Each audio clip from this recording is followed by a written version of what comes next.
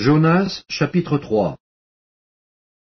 La parole de l'Éternel fut adressée à Jonas une seconde fois en ces mots. Lève-toi, va à Ninive, la grande ville, et proclame-y la publication que je t'ordonne. Et Jonas se leva, et alla à Ninive selon la parole de l'Éternel. Or Ninive était une très grande ville, de 3 jours de marche. Jonas fut d'abord dans la ville une journée de marche.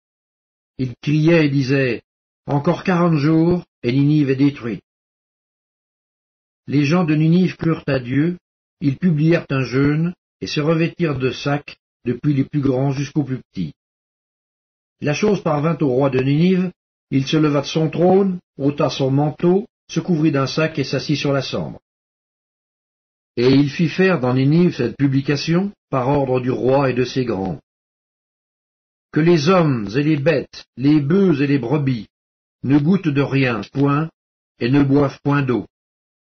Que les hommes et les bêtes soient couverts de sacs, qu'ils crient à Dieu avec force, et qu'ils reviennent tous de leur mauvaise voie et des actes de violence dont leurs mains sont coupables.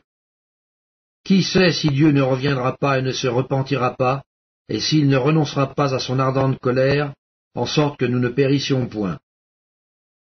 Dieu vit qu'ils agissaient ainsi et qu'ils revenaient de leur mauvaise voie. Alors Dieu se repentit du mal qu'il avait résolu de leur faire, et il ne le fit pas.